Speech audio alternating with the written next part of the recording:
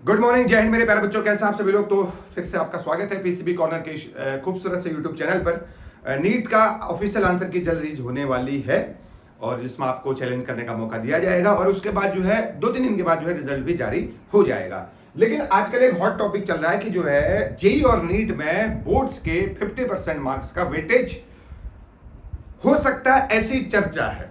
ठीक है, अगर इसकी थोड़ा हम जांच करें, पड़ताल करें तो 2025 में मिनिस्ट्री ऑफ एजुकेशन ने 9 मेंबरों की एक पैनल बनाया था, जिसमें उन 9 मेंबरों ने यह विचार किया कि जो है जो कॉम्पिटिटिव एग्जाम्स हैं, जेई और नीट के जैसे एग्जाम है, इसमें 50% वेटेज जो है बोर्ड के एग्जाम्स को दिया जाएगा या बोर्ड्स के एग्जाम को प्रायोरिटी दी जाएगी। 50% मार्क्स वहां से लिए जाएंगे और 50% मार्क्स जो है आपका जो पेपर होता है जेई और नीट का, वहां से।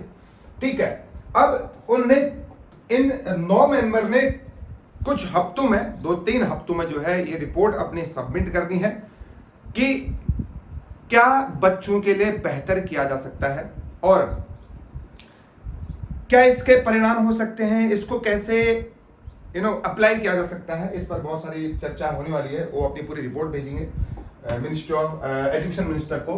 देखिए, 50% वेटेज क्यों जेई और बोर्ड्स में, उसके 4 मुख्य कारण है। सबसे पहले तो जो है ये डमी स्कूल का कल्चर को खत्म करना चाहते हैं, क्योंकि बच्चे जो है सिर्फ और सिर्फ कोचिंग सेंटर में ही रहते हैं। उनका एक पूरा शारीरिक विकास जो है वो सिर्फ और सिर्फ एक ही मतलब माइंड सेट लिए बैठते हैं। तो स्कूलिंग कल्चर या स्कूल में क्या एक्टिविटी चल रही है उस चीज को खत्म करने के लिए, ये डमी स्कूल को खत्म करने के लिए पहला विचार तो इनका ये रहा। दूसरा, सिंगल डे एग्जाम प्रेशर। देखिए, अब बच्चे मेहनत करते हैं, 3 घंटे में ही उसके करियर को डिसाइड होता है। ठीक है, चाहे वो जेई का एग्जाम हो चाहे नीट का एग्जाम हो, तो इसको भी वो कुछ ना कुछ फिल्टर करना चाहते हैं, कुछ नए तरीके से। और यह तीसरा मेन इंपॉर्टेंट ये है 50% वेटेज का, कि देखो जेई एडवांस का सिलेबस अलग है। ठीक है, पंतनगर में अलग पेपर आ रहा है, सपोज की बात कर रहा हूं। और नीट में भी बहुत सारे टॉपिक ऐसे हैं जो एनसीईआरटी से रिलेटेड नहीं है। तो पूरा सिलेबस को, जेई और नीट के सिलेबस को ये एनसीईआरटी से अलाइन करना चाहते हैं, ताकि बच्चे अच्छे तरीके से जो स्कूल में डिटेल स्टडी कर रहे हैं वो जो है वही कॉम्पिटिटिव एग्जाम में भी उनके लिए बेहतर साबित हो। और अगला है कोचिंग कल्चर को ये रिड्यूस करना चाहते हैं। जो बच्चे जो है स्कूलों को गोल मार के अपने कोचिंग में लगे रहते हैं, उन इस कल्चर को भी ये जो है खत्म करना चाहते हैं। तो ये 4 मेन रीजन है जिसकी वजह से ऐसा सोच रहे हैं कि जो है 50% जो है बोर्ड से लेके आए, ताकि स्कूलों का विकास और बेहतर तरीके से हो, स्कूलों में और बेहतर तरीके से पढ़ाई हो। लेकिन बहुत सारे कारण हैं। कारण नंबर 1 ये है कि सर हमारे हिंदुस्तान में बहुत सारे स्टेट बोर्ड हैं, लगभग जो है 25+ स्टेट बोर्ड हैं। ठीक है, 25+ सीबीएसई तो ठीक है, लेकिन जैसे हिंदी मीडियम की बात करें, उत्तराखंड शिक्षा परिषद अलग है। ठीक है, ऐसे ही 25 बोर्ड हैं और हर बोर्ड की अलग अलग तौर तरीके हैं। ठीक है, हर बोर्ड का अलग अलग तौर तरीका है।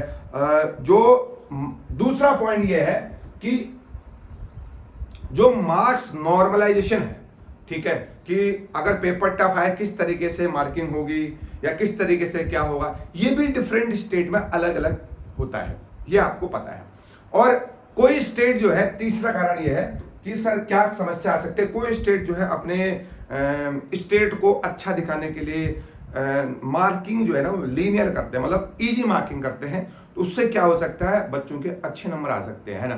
तो तीसरा रीजन ये है। और चौथा रीजन ये है कि बच्चे जो है जेई और नीट में, बेसिकली नीट में बच्चे जो है बहुत सारे साल देते हैं, भले ही उनके 12th में कम मार्क्स हैं, लेकिन वो मेहनत करते हैं। इवन वो 700-680 तक भी पहुंचते हैं।